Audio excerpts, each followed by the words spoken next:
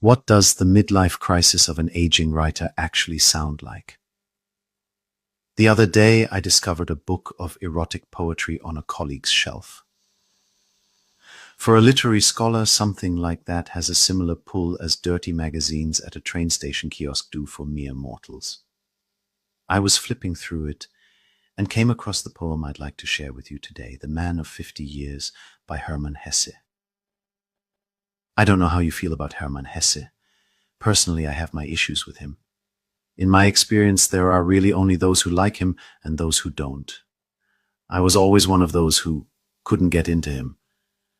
Not with his novels, but not with his poems either. Especially his most famous one, In the Fog.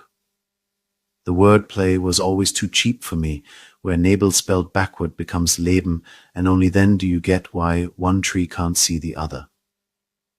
Since I'm approaching 50 myself, I naturally read the poem in the collection, especially since I got the allusion in the title right away.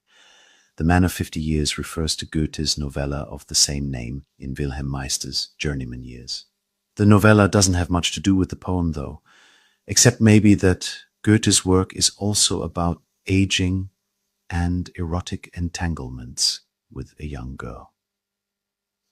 Hesse's poem begins with a statement that made the almost 50-year-old in me take a hard gulp. From the cradle to the grave is 50 years, then death begins. Well, thanks a lot. This death is then presented to you in pretty graphic imagery, exactly what you want to hear at that age.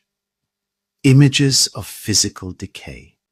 You go soft, you go sour, you go to seed, you go rustic, and your hair goes to hell. Your teeth go down the drain too.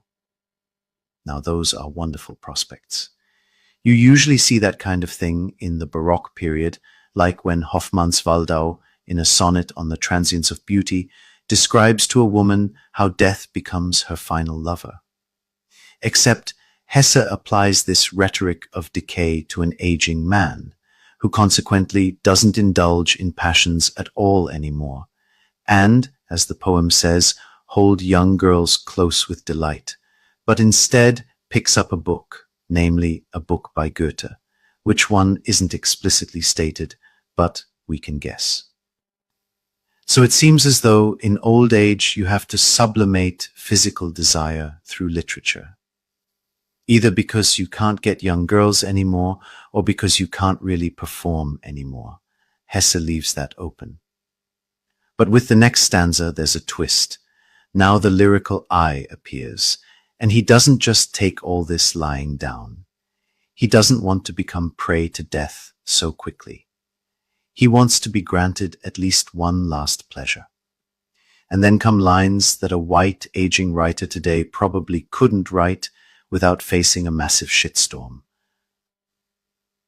But once more before the end, I want to catch myself, such a child.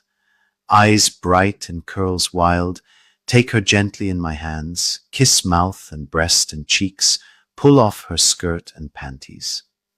Depending on how you read it, that's funny, embarrassing, erotic, uncomfortable, and admittedly pretty honest. Because Hesse isn't just describing lust here. He's describing the final act of defiance of a man who feels his body can no longer keep up with his desires. Afterward then, in God's name, let death come for me. Amen. And that is exactly the punchline of the poem. The aging man accepts his age. He knows he's no longer young, but before he passes, he wants to feel desire at least one more time, as if death had no business with him. That makes the poem quite interesting.